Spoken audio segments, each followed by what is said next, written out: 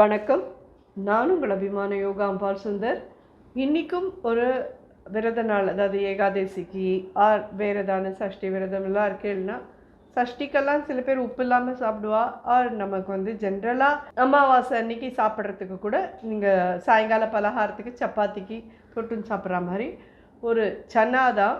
இது ரொம்ப டிஃப்ரெண்ட்டாக இருக்கும். ரொம்ப ரொம்ப நல்லாயிருக்கும். நீங்கள் ஏகாதசிக்கு அமாவாசைக்கெல்லாம் கூட பண்ணிக்கலாம். ஸோ எப்படி பண்ணுறதுன்னு சொல்லி பார்க்கலாம். வாங்க.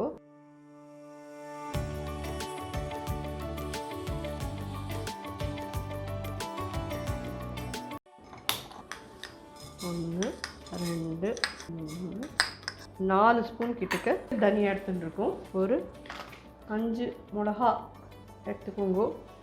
எனக்கு இந்த காரம் போதும். உங்களுக்கு தேவைன்னா இன்னும் கொஞ்சம் எடுத்துக்கோங்க. அதே மாதிரி ஒரே ஒரு ஏலக்காய் போடுறேன். ஒரு 4-5 கிராம்பு. இதை நல்லா வறுத்துட்டு இதை பொடி பண்ணி எடுத்துக்கோங்க.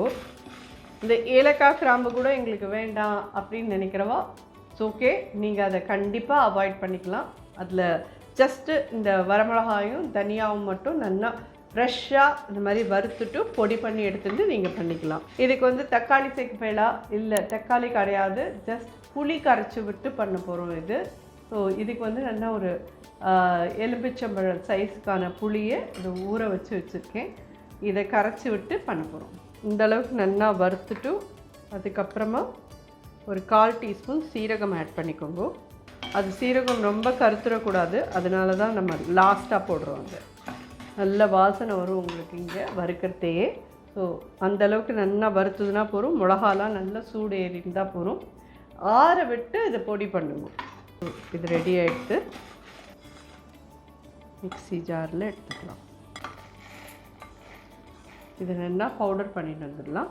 அதுக்குள்ளே நம்ம சன்னா ரெடி பண்ணலாம். இது கம்ப்ளீட்டாக ஆறட்டும், அதுக்கப்புறம் பவுடர் பண்ணலாம். 4 டீஸ்பூன் எண்ணெய் விட்டுருக்கேன்.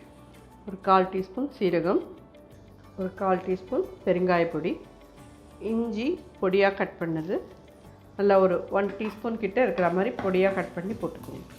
ஒரே ஒரு பச்சை மிளகா இது மாதிரி பொடியாக ஒரு 4 அது பண்ணி போட்டுக்கோங்க. கருவேப்பிலை. இது 1/2 கிலோ சன்னா நல்லா முன்னாடியே ஊற வச்சு வேக வச்சு வச்சுருக்கோம். இது மாதிரி நல்லா வேக வச்சுருக்கோம். 8-10 விசில் கிட்டே கொடுத்துருங்க. இது இதில் ஆட் பண்ணிடலாம். இதில் உப்பு போட்டிருக்கலான்னு கேட்டேன்னா உப்பு போடலை, நான் அப்படியே தான் வேக விட்டுருக்கேன். நீங்கள் வேணும்னா ஒரு 1/2 ஸ்பூன் உப்பு போட்டு வேக விட்டுருங்க. இதோடு கூட ஒரு 2 உருளைக்கிழங்கு இந்த மாதிரி ஸ்கொயராக கட் பண்ணி போட்டுக்கோங்க.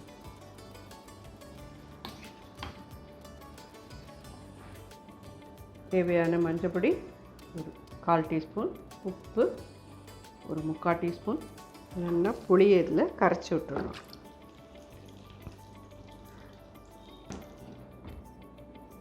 இது எல்லாமே சேர்ந்து நல்லா கொதிக்கட்டும். அதுக்குள்ளே நம்ம ஆறின்னு இருக்கிற அந்த இதை பவுடர் பண்ணிட்டு வந்துடலாம். இதை ஒரு தட்டு போட்டு மூடிடுறேன்.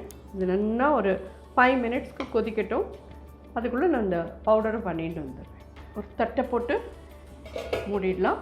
இது நல்லா கொதிக்கட்டும். அதை பவுடர் பண்ணிட்டு வந்துட்டு உங்களை பார்க்குறேன். இப்போ பார்த்தீங்கன்னா இது நல்லா கொதிச்சுன்னு இருக்கு. வறுத்து நல்லா பவுடர் பண்ணி எடுத்துட்டு வந்தாச்சு. இதை ஆட் பண்ணுறேன்.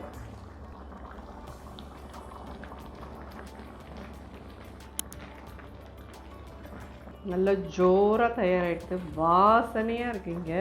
இந்த பொடி ஃப்ரெஷ்ஷாக பண்ணி போட்டிருக்கோம் இல்லையா, அது நல்ல வாசனையாக இருக்குது. பண்ணி போட்டிருக்கிறது பொடியோடு கூட ஒரு 2 மினிட்ஸ் கொதிக்கட்டும், மூடி வைக்கலாம். ஸோ இந்த பொடியோடலாமும் நல்லா கொதிச்சுடுத்து ஒரு 2-3 மினிட்ஸ். இதில் ஃபைனலாக ஒரு ஸ்பூன் நெய் விடுங்கோ. வாசனைக்கு நல்லா மிக்ஸ் பண்ணி விடுங்கோ. கொஞ்சம் நெசுக்கி விடுங்க எல்லாத்தையுமே. சன்னாலாம் கொஞ்சம் நெசுங்கிட்டுனா சேர்ந்த மாதிரி இருக்கும். இது அடுப்பை அணைச்சிடுறேன். இப்போது ஃபைனலாக கொத்தமல்லி போட்டுட்டு ஒரு 1/2 மூடி எலுமிச்சம்பழம் எடுத்துக்கிறேன். வித்தவுட் ஆனியன் கார்லிக்கில் நல்ல ஒரு ஜோராக வாசனையான ஒரு சன்னா சப்ஜி தயாராகிடுது. நல்ல ஒரு பக்கம் புளிப்பு, திதிப்பு, உரப்பு எல்லாமே இருக்கும். நாங்கள் புளி விட்டுருக்கோம், உரப்புக்கு வந்து நல்ல கிராம்போட காரமும் மிளகாத்தூளுமே இருக்கும், அது நல்ல காரமாக இருக்கும். தேவைப்பட்டவா இதில் கொஞ்சம் இது வெள்ளை பவுடர் போட்டுக்கோங்க. இல்லைன்னா இப்படியே நீங்கள் வச்சுட்டு எலுமிச்சம்பழம் புழிஞ்சுன்னு மட்டும் சாப்பிடுங்கோ.